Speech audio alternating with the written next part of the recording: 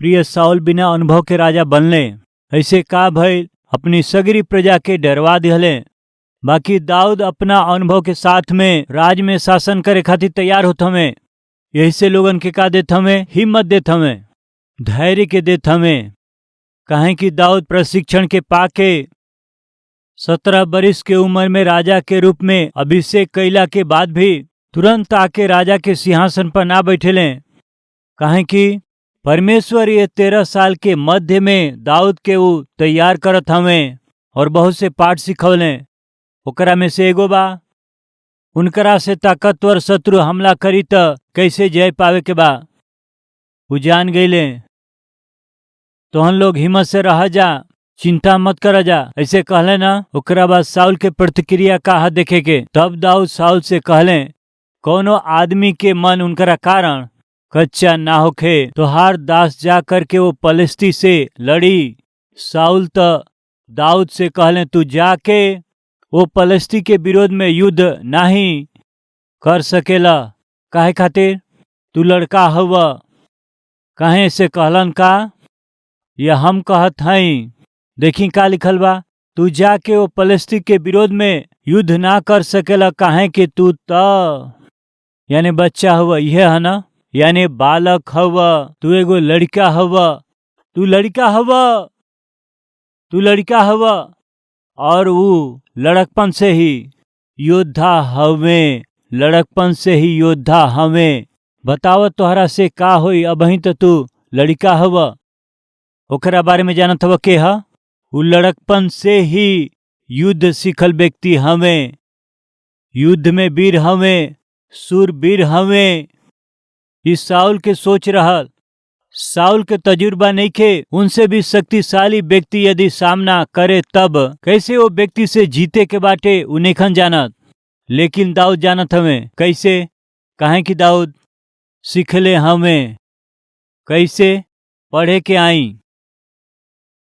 दाऊद साउल से कहले कि तोहार दास अपना पिता के भेड़ बकरी चरावत रहले त जब कोनो शेर या भालू झुंड में से मेमना उठा के लेके जात रहले, तब हम उनकर पीछा करके ओकरा के मार देत रहली और मेमना के ओकरा मुंह से छुड़ा लेत रहली। और जब वो हमरा पर हमला करे तो हम ओकरा बाल के पकड़ के ओकरा के मार देत रहली। तो हर दास शेर और भालू के मरले हमें, और वो खतना रहित पलिस्ती उनकरा समान ही हो जई हैं। काहे कि वो जीवित परमेश्वर के सेना के वो ललकरले बाड़े। फिर दाऊद कहले, यहोवा जे हमके शेर और भालू दोनों के पंजा से चौले हमें, वो हमरा के वो पलिस्ती के हाथ से भी बचा ली हैं। साउल त दाऊद से कहले, यहोवा तोहरा साथे रहें, साथ में रहें। दाऊद कहले, राजा हम अपना जीवन में सीखले हैं। का सीखले हवा? परमेश्वर के सहायता से। दाऊद का कहले, भालू के पंजा से और शेर के मुंह से। हाँ, का कहले, हमरा ताकत से, जिम के बॉडी से। का जिम कहले का? तो का जिम के ताकत ना कहले? का कहले, परमेश्वर शेर के मुंह से, भालू के पंजा से जे हमरा के छुड़ावल, वो हमार परमेश्वर ये पलिस्ती के हाथ से भी छुड़ाई है। प्रिय अनुभव, यदि भालू के ना मरले होतन त और शेर के ना मरले होतन त दाऊद भी सोचते। प्रिय भाई और बहन लोग, परमेश्वर रउआ के उत्तर दें। रउआ चाहत हैं का? तब फिर भालू के सामना करें और शेर के सामना करें। तो जंगल में जाई या का मत पूछी। ये भालू और शेर और हर दिन के परीक्षा के सामना हो सकेला। रउआ हर दिन जेकर सामना करीला, तकलीफ हो सकेला, संकट हो सकेला। ये शेर और मित्र के रूप में हो सकेलन, ये भालू परीक्षा के रूप में हो सकेलन। कई बार और पति भालू हो सकेलन। सामना करी। हाँ कहब जा। प्रिय परमेश्वर का चाहेलन कि हम तोहरा के जवाब दें कोनो मुश्किल ना ह, बाकी हम तोहरा के जब उत्तर दें और तू ओके संभाल ना सक तो कोनो फायदा नहीं के। यही से एकरा से पहले वो जवाब के रुआ पाई वो दिन से पहले रुआ के प्रशिक्षण पावे के होखी। हम बतौले रहली ना रौरी बेटा के बाइक लेबे के देबे के बात उनके का आवे के चाही, बाइक चलावे आवे के चाही।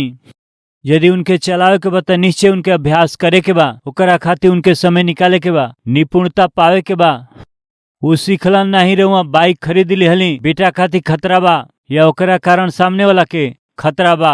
परमेश्वर भी जवन रहुआ के देबे के बा ओके देबे में काहे देरी करेलन। आत्मिक अनुभव सीखे के बा, हमहन का सीखे लीजा नहीं, यही से मांगी प्रभु जवन वादा हमसे कैली ओकरा के हम पा सकी।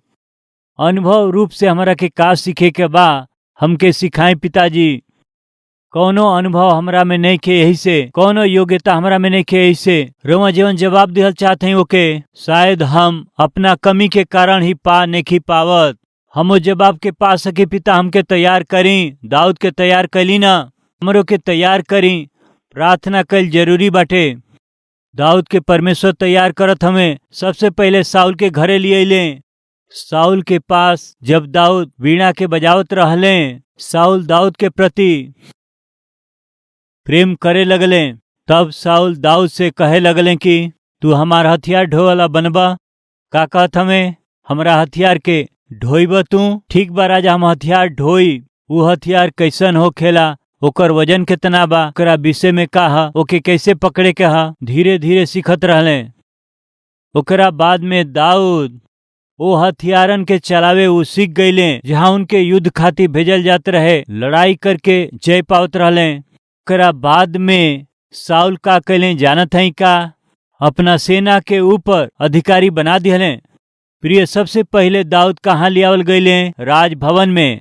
ओकरा बाद राजा से उनका परिचय भई। ओकरा बाद राजा के दुष्ट आत्मा के वो निकाल दिहले। फलस्वरूप राजा उनसे प्रेम करे लगले। ओकरा बाद साउल दाऊद के अपना पास ले गईले, उनके हथियार ढोवाला बना दिहले। ओकरा बाद उनके दूसर काम दिहले। ओकरा बाद उनके सेना के अधिकारी बना दिहले। ओकरा बाद साउल दाऊद के फलस्तीन लोग के विरोध में जाके युद्ध करे के कहले। युद्ध करके मार के उनके लौट अइले। अब परमेश्वर दाऊद के का करत हमें बताई, का करत हमें देश पर अद्भुत शासन के कर सके एगो उत्तम सामर्थी राजा के रूप में वो तैयार करत हमें। ये सब कुछ कैला के बाद में दाऊद के योग्यता और निपुणता के देख के साउल उनकरा पर ईर्ष्या करके दाऊद के मारे के कोशिश कैले। वहां दाऊद के धीरज के, दाऊद के आत्मिकता के, व्यक्तित्व के, परमेश्वर पर भरोसा कैला के स्वभाव के परमेश्वर उनके सिखौले। ई का परमेश्वर वादा कैले रहलन सिंहासन का। वादा कैल सिंहासन दिन प्रतिदिन हमरा से दूर अब जात हवे।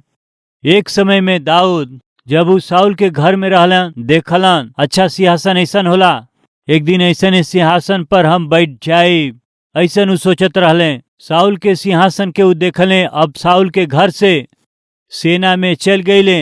अच्छा सेना ऐसन होखेला, सैनिक ऐसन होखेलन, ये सब के उ जान गईले। ओकरा बाद में उनके सेना के ऊपर अधिकारी बना दिले, यानी वो पूरा सेना के अगुवाई करे के बाद ऐसन निपुणता के चाही उ सीख लिहले। ओकरा बाद अचानक साउल अपना ईर्ष्या के कारण उनके पदवी से हटा दिहले। पूरा सेना के ऊपर जेके अधिकारी बनौले रहले साउल तो दाऊद के सूबेदार बना दिहले।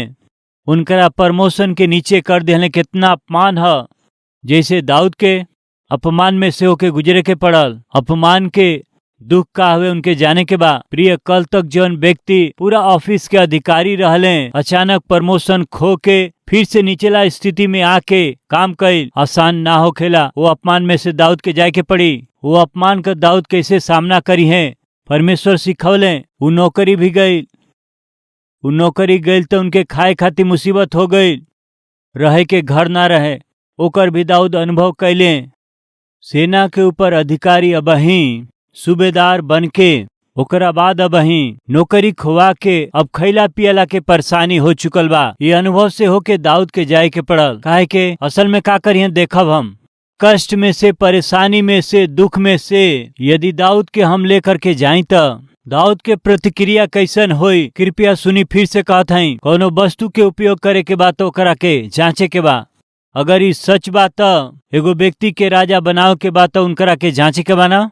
परमेश्वर जांचत हमें एक एक कदम, एक एक कदम, एक एक कदम। दाऊद आगे बढ़त हमें। एक समय उ चरवाहा रहले। ऐसन आदमी पूरा देश के सेना का अधिकारी बन गईले। वहां से एक एक कदम धीरे धीरे उ नीचे आवत गईले। अब ही उनके खाए खातिर भोजन ना हुए। जान बचा के जंगल में उनकरा के भागे के पड़ गई। कितना मुश्किल बा प्रिय। आज यहाँ केहू बा का? एक समय अच्छा जीवन जियली, एक समय अच्छा नौकरी रहल, एक समय हम बहुत लोग के सहायता कैली, लेकिन आज बहुत से कष्ट से जात हई जा। पता नहीं काहे हमहन के स्थिति एकाएक डामाडोल हो गइल बा। आज खैला के भी तकलीफ बाटे। काहे ऐसन भइल हमके समझ में नहीं आवत। ऐसन कहत हई का रौरी जीवन में नहीं, दाऊद के जीवन में ऐसने भइल। यूसुफ के साथ भी ऐसने भइल। यूसुफ याकूब के प्रिय बेटा रहले।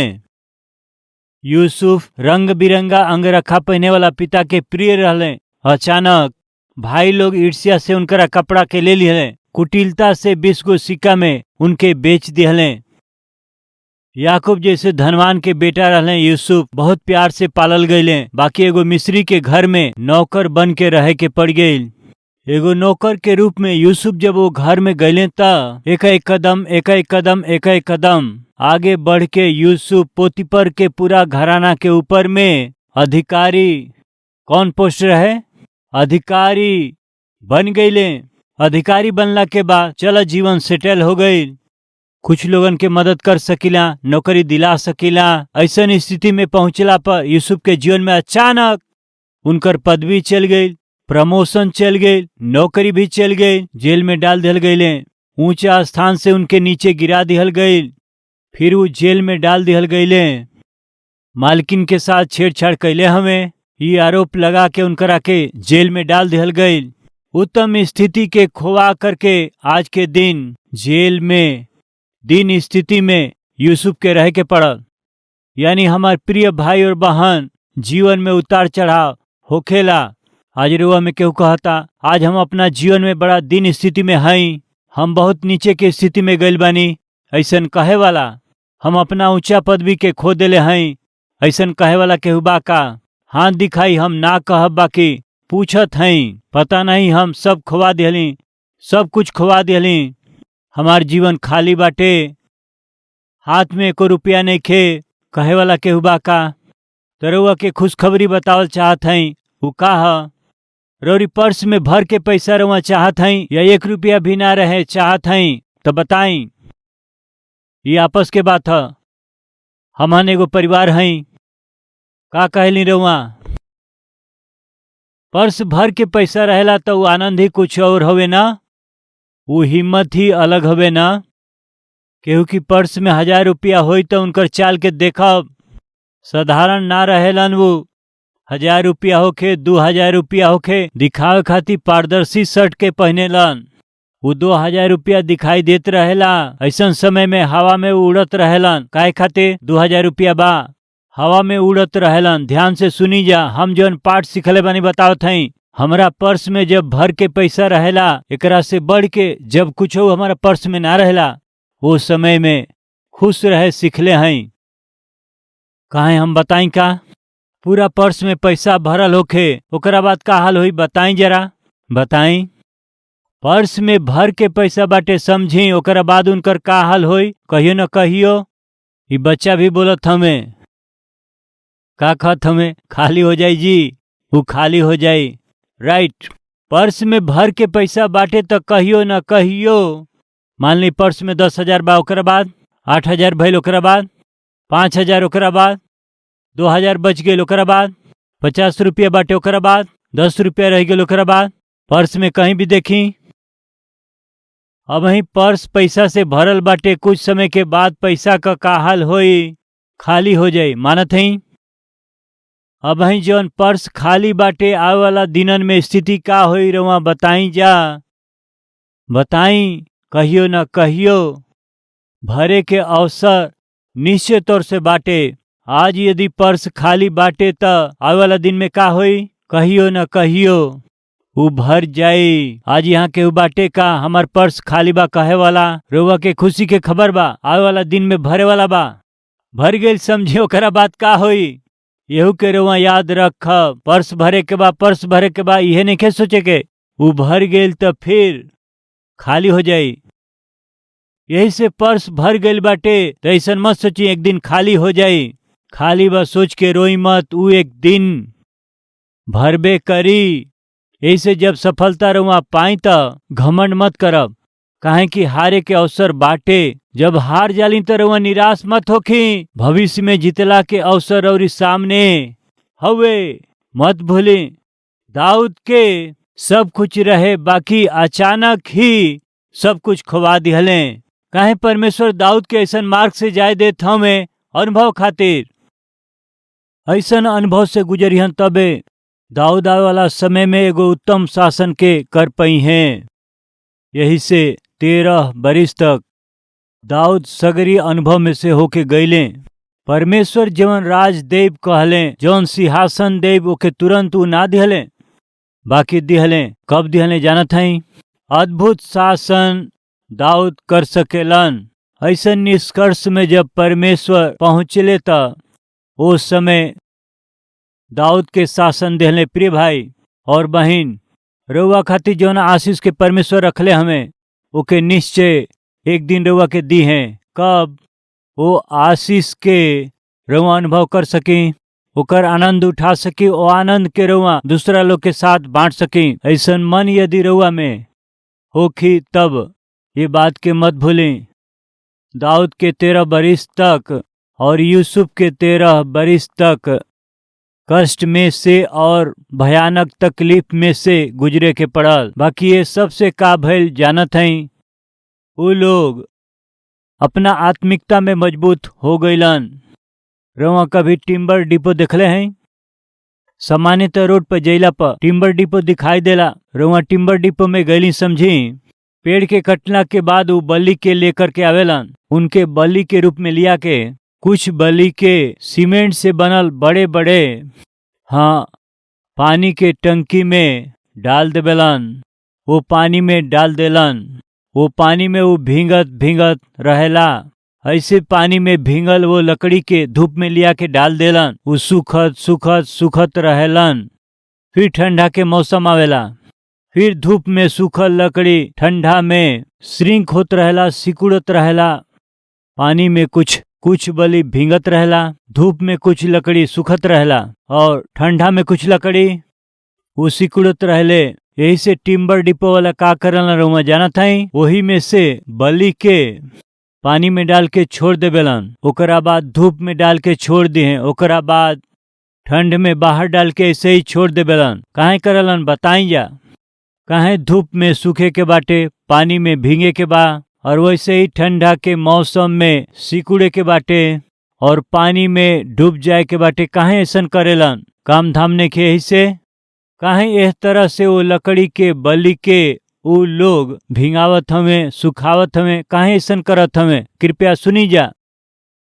वो बलि के व्यापार करे वाला बाद में वो लकड़ी के अच्छा से वो काटेलन। ऐसे काट के वो ओकर दरवाजा बनावेलन, ओकरा से खाट पलंग बनावेलन, उनसे कुर्सी मेज बनावेलन, ओकरा से चौखट बनावेलन। ध्यान से सुनी जा। कई बार अपना घर में दरवाजा के आसानी से लगा सकीला, बाकी ऐसे आसानी से लगाए वाला दरवाजा कुछ दिन गुजरला के बाद रउआ कितनो जोर से लगाई ना लगेला। काहे ना लगेला बताई? वो दरवाजा ऐसन सीधा रहे, बाकी धूप के समय अइला से ऐसन बेंड हो जाला, ऐसे बेंड हो जाला, ऐसे दरवाजा ना लगेला। काहे बेंड हो गई? वैसे ही चौकट बा, सोची चौकट बिल्कुल सीधा रहेला। कुछ दिना के बाद रउआ देखी वो चौकट जो ना सीमेंट के हमनी के चौकट में लगोले हैं, वो सीमेंट और चौकट के बीच में गैप आ जाला। काहे गैप आ जाला? वो चौकट बेंड होता। काहे वो बेंड होता टे? ओकर आकार काहे बदलता? ऐसे बेंड भइला पर दरवाजा ना लगेला। रउआ के बड़ा कष्ट होखेला, ताकत से दरवाजा लगाव के पड़ेला। ऐसे बेंड काहे भइल जानत है का? मौसम के साथ ओकर आकार ऐसे बदल जाला कि ओकरा से पहले पानी में ओके भिंगावल ना गईल, धूप में ओकरा के सुखावल ना गईल, बारिश में ओके भिंगावल ना गईल। ऐसे मौसम में से वो गुजरल नहीं। यही से अनेक मौसम में से लकड़ी जौन गुजरल नहीं, ओकर दरवाजा बनवला से वो बैंड होखत जाला। बाकी पहले से ही वो भींग करके, पहले से ही वो धूप में सूख के, ठंड में सिकुड़ के, धूप में सूख के, ठंड में सिकुड़ के, हर तरह से वो ये सगरी अनुभव में से गुजर के ओकरा बाद रोआ के काटब त टुकड़ा ओकर करब त दरवाजा बनाइब तो सीधा रही, बिल्कुल बेंड ना होई, चौकट भी एकदम सीधा रही, उमा बदलाव बिल्कुल ना आई। खाट है तो खाट, ओकर रूप बदलबे ना करे, सीजन कोनो होके एक जैसा ही दिखाई दे। अब ही रोवा के कौन लकड़ी चाही? मौसम के हिसाब से बेंड होखे वाला लकड़ी रोवा के चाही, जौनो मौसम काहे ना होखे। हाँ, कोनो भी मौसम में अपना आकार के ना खोवा के स्थिर रहे वाला चौकट चाही, दरवाजा चाही, खाट चाही। बताई रोमा के चाहब जौन स्थिर बा वही के ना? परमेश्वर भी स्थिर रहे वाला मनुष्य के ही चाहेलन, मौसम के हिसाब से बदले वाला। दिन प्रतिदिन बात में बदलाव, काम में उनकरा बदलाव, व्यवहार में बदलाव, चाल चलन में बदलाव। ई का ई तो कल ठीक रहले, आज ऐसे कैसे बात करते हैं? बदलाव ऐसे बात में बदल जाए वाला, व्यवहार में बदल जाए वाला। दिन प्रतिदिन जे विचित्र व्यवहार करेला परमेश्वर उनके उपयोग ना करेलन। परमेश्वर का चालन जानत हैं? स्थिरता के चाहेलन, स्थिर बात, स्थिर व्यवहार के, स्थिर उद्देश्य के, स्थिर स्वभाव के, स्थिर आत्मिकता, स्थिर पवित्रता के। परमेश्वर चाहेलन ऐसन स्थिरता होखे के बात, ऐसे प्रक्रिया में से जाए के बाद रोवा सावधानी से जांची। एक बेर स्थिर भइला के बाद दाऊद में बदलाव ना आये। ये संघर्ष में से गुजरला के बाद में दाऊद राजा के रूप में अद्भुत शासन कैले। ये संघर्ष में से गुजरला के बाद यूसुफ एगो अद्भुत प्रधानमंत्री के रूप में शासन कैले। बाइबल में एगो सुंदर बात बाटे, दाऊद अपना समय में परमेश्वर के मर्जी के अनुसार परमेश्वर के लोगन के सेवा कैले। का लिखल बा? जौन समय उनके दिहल गईल दाऊद अपना लोगन के परमेश्वर के इच्छा के अनुसार सेवा कैले, शासन कैले। कारण है सीजन में से होके गुजरले। यूसुफ भी बहुत से देशन के भोजन वस्तु दे पावले, अपना पूरा परिवार खातिर सहारा बन गईले। जब कष्ट आयल तो वो पूरा परिवार के उहे पोषण कैले। कारण जानत हई, वो हर मौसम में से होके गुजरला यही से, और अंत में आके सगरी देश खातिर और परिवार खातिर सहारा बन सकले। प्रिय भाई और बहन लोग, परमेश्वर हुआ के रौरी देश खातिर और परिवार खातिर और जो कुछ बाटे ओकरा खातिर सहारा बनाई है, आशा करत हमें। लेकिन ओकरा खातिर कीमत चुकावे पड़ी। का हुए वो कीमत? बतौली ना, बारिश में भींगे के पड़ी, धूप में जले के पड़ी, ठंडा में सुकुड़े के पड़ी। ये सगरी कष्ट में से रुआ के जाए के पड़ी। कहाँ प्रभु ऐसन कष्ट, ये तकलीफ? कहाँ ही प्रभु हमके मुसीबत? ये जरूरी बा। कहाँ प्रभु हमके आर्थिक की तंगी, ये आर्थिक तंगी जरूरी बाटे। कहाँ प्रभु ये बीमारी हमके, ये बीमारी तो के जरूरी बा। कहाँ प्रभु हमारी अपमान, ये अपमान तो के जरूरी बा। कहाँ प्रभु जी तोहरा के एगो उत्तम व्यक्ति के बनावे खातिर के ही हम जैसन चाहत हैं वैसन एगो अद्भुत व्यक्ति के रूप में तो के देखे खातिर अनुमति हम देत हैं। यदि परमेश्वर अनुमति देले हम तो ना कहे वाला हैं जा का? जान से अधिक प्यार करे वाला परमेश्वर हमने के जीवन में दुख और तकलीफ के, संकट और मुसीबत के, बीमारी और क्लेश के अनुमति देले हमन तो हमन मना कैसे कर सकिला? दाऊद के जीवन में संकट न आयल का? आयल। यूसुफ के जीवन में कष्ट न आयल का? आयल। दानियल के जीवन में कष्ट न आयल का? आयल। यीशु मसीह दुनिया में सेवा करते रहने तक का कष्ट न आयल का? आयल। उनकर अपमान ना भइल का? उनकर निंदा ना भइल का? उनसे सवाल ना भइल का? उनके धमकी ना दिहल गइल का? अंत में उनके मार ना दिहले? यस, परमेश्वर के बेटा ही ये सब से गुजरलन तो हमन कैसे बच सकीला? बाकी अंत में तो परमेश्वर जौना बच्चन के अपना हाथ में ला उनकरा जरिए अपना इच्छा के वो पूरा करी हैं, अपना नाम के महिमा वो ली हैं। हमन प्रार्थना करे के हर एक जना प्रार्थना में सहभागी होके चाहत हैं।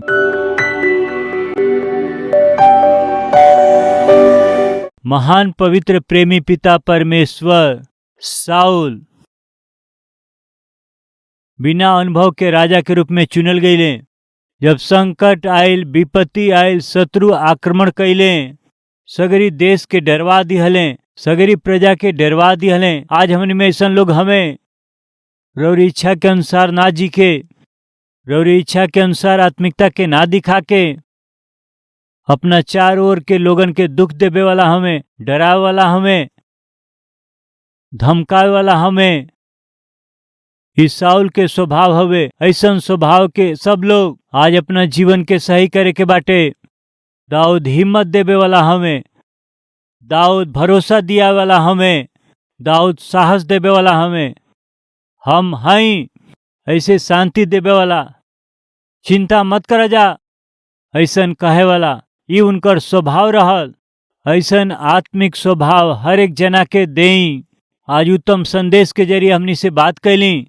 जवन वादा रहुआ हमनी के जीवन खातिर कैले हई, वो वादा हमनी के जीवन में पूरा हो सके, ये प्रक्रिया में पिता रहुआ हमनी के जीवन के क्लेश में से, संघर्ष में से होके जाए देवेली।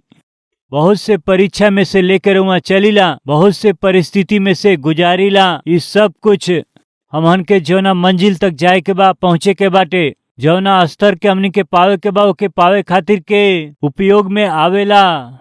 ये वास्तविकता सच्चाई के जान के पहचान करके हमहन अपना आत्मिक यात्रा में जौना परिस्थिति से गुजरी जा, चिंता कैला बिना, भटकला बिना, रुआ पर निर्भर होके, रौरी वाचा के दृढ़ता से थाम के, रहुआ जवन वाचा हमनी से बंधले बानी ओकरा के पौला तक ही हमन विश्वास में कमजोर ना ही मदद करी। ये अद्भुत संदेश के हर एक के हृदय में बोली ओकरा खातिर धन्यवाद।